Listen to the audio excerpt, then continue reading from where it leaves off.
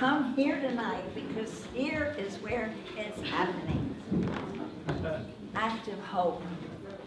I love it that Cynthia Papermaster got the meaning of active hope and proceeded to organize first one evening and after another, and pretty soon it was a series of evenings.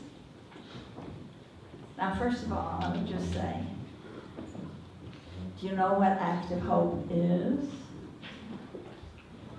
So it's very interesting. The people who had been studying with me 30, 40 years ago would remember that I would always try to turn the conversations away from how hopeful or hopeless people were feeling. I said, hope takes you out of the present moment. Hope is a killer. It leaves you always taking your pulse. Am I optimistic or pessimistic? That's boring. But then a friend of mine helped me redefine active hope. The friend is the co-author of this book, Chris Johnstone, an addiction specialist, knows a lot of political savvy for us in this revolution from specialists in addiction, isn't it so? People who get addicted to the consumer society, addicted to the way things are, addicted to certain traps, physical and mental. So, hope that is not something you have, it's something you do. Oh, that's not surprising, because we ourselves are verbs. We experience life and move through life as it passes through us, through these incredible, extremely intricate, responsive organisms that we are, changing from minute to minute, second to second. And we are transformers of what flows through us too. So active hope is what you do. And that means that you can be in active hope even when you're feeling hopeless. Because it's down to your verb. We all are in what you choose. So what's our doing then?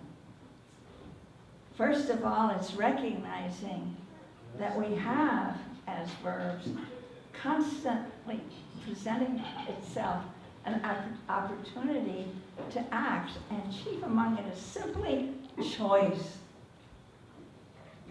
We're incredibly gifted by the fact that we can put our minds where we want them. We can choose what we become conscious of, what we put attention on.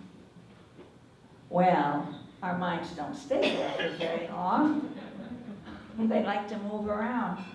But then comes the power of attention.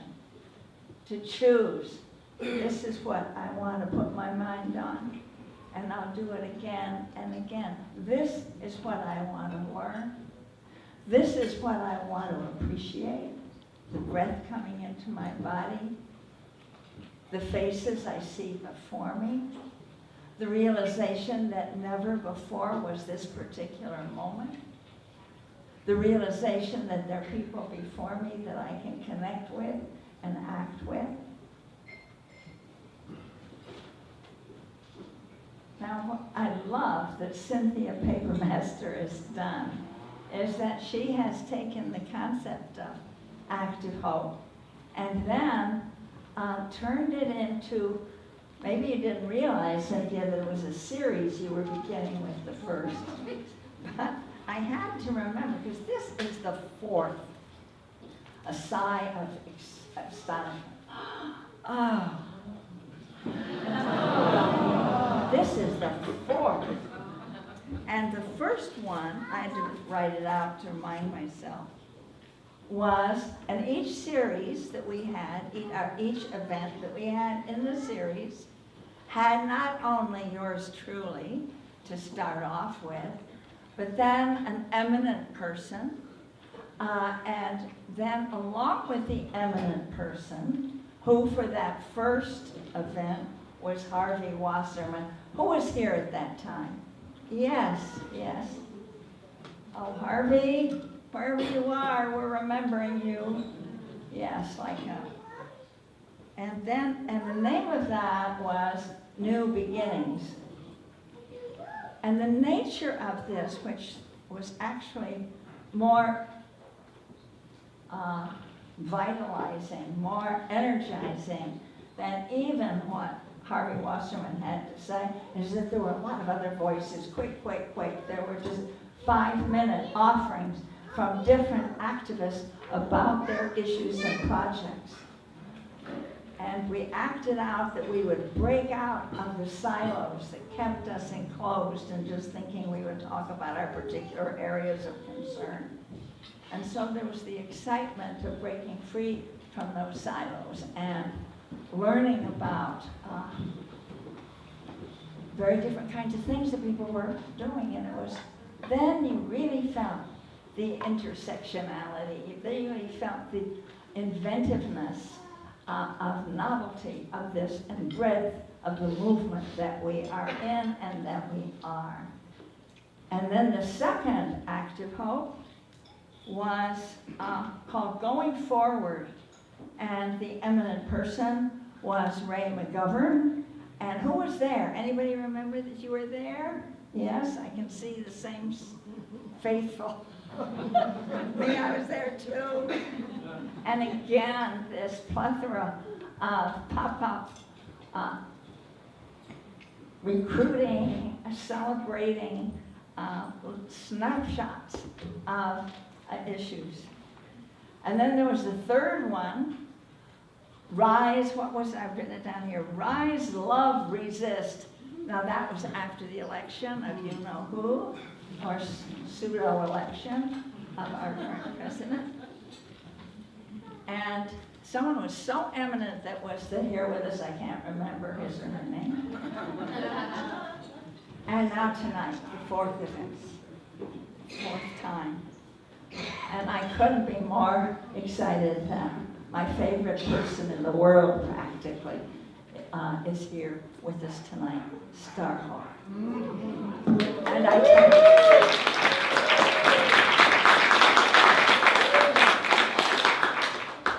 Now I challenge somebody to find out if there's anybody who's read Fifth Sacred Thing more times than I have.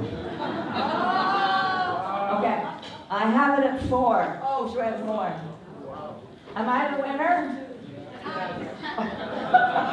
There's Starhawk. Starhawk, you read it 5 times.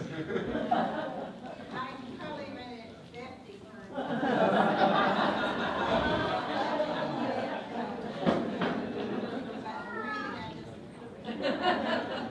I am having, standing here, right here, I'm having an endorphin release. It feels like chills coming down my body.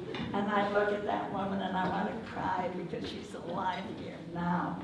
Thank you for doing the essential. It's helping us exercise our moral imagination. I don't think anything is more important than that, and I value you. So I have for these remaining moments with me an interactive exercise for you, which I always like to include from the work that reconnects. And it involves your turning to a person next to you. And it's all right if it's the person you came with. But you'll be so sorry if you don't have somebody to talk to. So just sit in pairs, turn, and then put up your hand if you don't have a pair. We're going to do 2 open sentences. Now this is one of my favorite things in the world. It's called open sentences. So you turn and face the person that is your partner. And you are going to just tap them on the knee.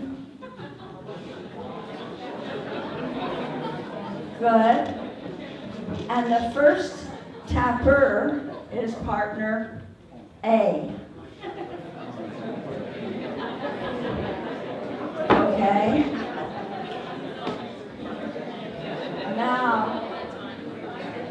That means the other person is partner B. And I am going to say, now pay good attention, I'm going to say an incomplete sentence. And partner A, you are going to repeat it. And then just keep on saying what comes to your mind. And partner B, you're just going to listen. Say nothing at all. It's not a conversation. Your turn will come. We're going to have two such sentences. So, for example, if the open sentence were, when I heard about this meeting tonight, I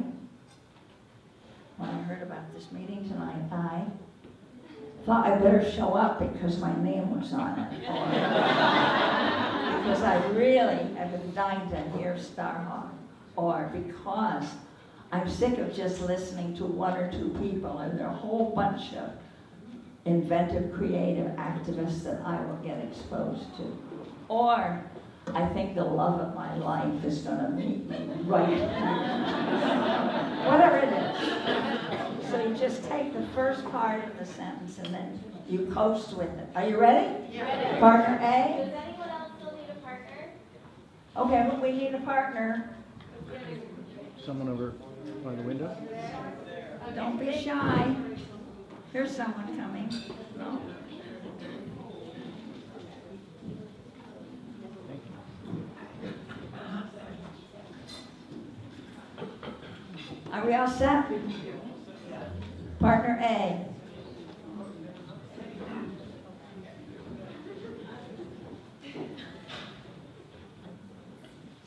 To be alive in this time of crisis, what's hard for me is to be living in this time of crisis. What's hard for me is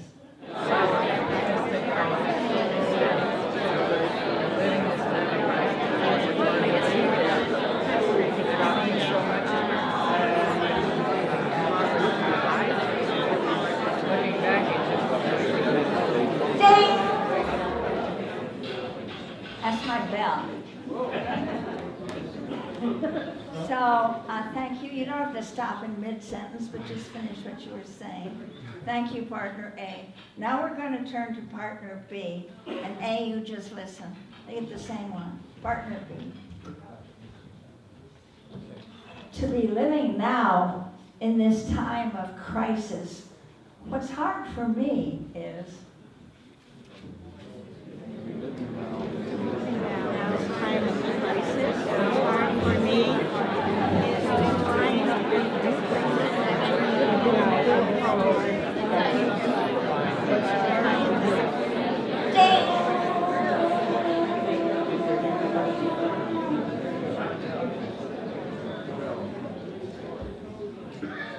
thank you very much. Now we will do the second and last of the open sentences. We will begin with partner B this time. Are you ready? What I appreciate about living in a time of crisis, in this time of crisis, is what I appreciate about living in this time of crisis is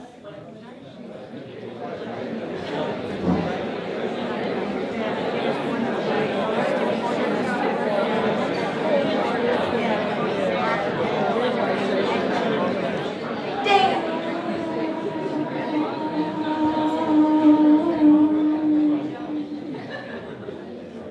And now partner A, you ready? And B, you're just listening now. Partner A, here we go. What I appreciate about living in this time of crisis is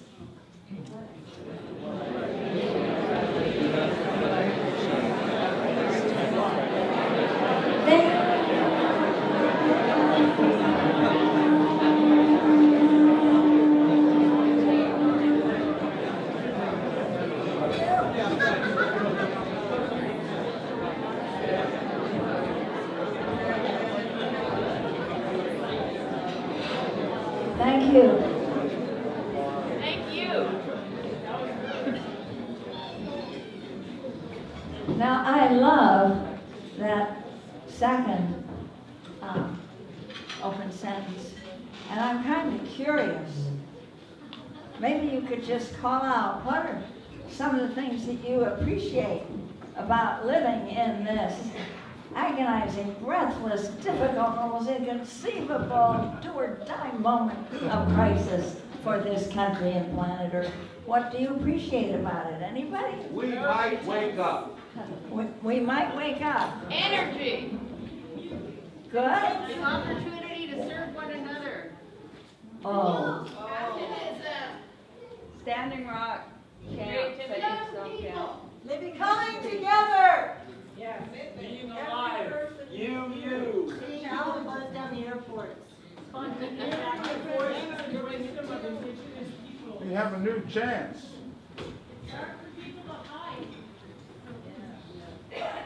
Fun. And I know in a way that each of those questions are a little bit different for each of us, but they do come around to, they open the mind, they open the eyes, they open the brain, they open the will. I just love it. And you know, frankly, if you knew that there was going to be a time like this on Earth, where there's such stupidity at the helm and all this technology for mega death, and all this last minute awfulness about the state of extinctions and the climate, would you want this to be falling our living world and you having checked out earlier? Wouldn't you want to be there? Yes. You want to be there, you appreciate it because there's such interesting things to learn. There are more interesting people to hook up with. Some of them you're going to hear this very night. And just to return to this book, so I brought 10 copies of Active Hope over there at a very reduced rate. And if it isn't reduced enough, you can reduce it a little more, but not beneath $10. But in this, I love this book so much, and being a Luddite by nature, I learned to appreciate technology writing this book because it was written by Skype. My co-author was living in northern Scotland at the time. But there's a whole section there about what happens when you turn your heart-mind to what's befalling and see that you can play a role. And it doesn't depend on your ultra smarts or your total virtue. It just depends on being awake and alive and having some appetite for life. So here's what, we laid it out here. One, what you get by being alive now and working for life on Earth is you get a larger, wider sense of identity of yourself. You break out of that spasm of hyper-individualism that's been the curse of our culture for the last 500 years. And you begin to realize that you have that aliveness in you isn't your own soul property, but that you have a self that can be, well, deep ecology calls it an ecological self. That you if you're breathlessly interested, you want to hear what the second thing is? Yeah. You can experience a different kind of power when you're alive now, facing this crisis. It's not power over, it's not win-lose power, it's not zero-sum power, it's not I gotta have more than you. It's the power of collaboration. And our dominant culture has almost forgotten it, and we're welcoming it back in, and we're experiencing it here, and we can count on experiencing it when we come here to the fellowship. Is that thrilling to you or what?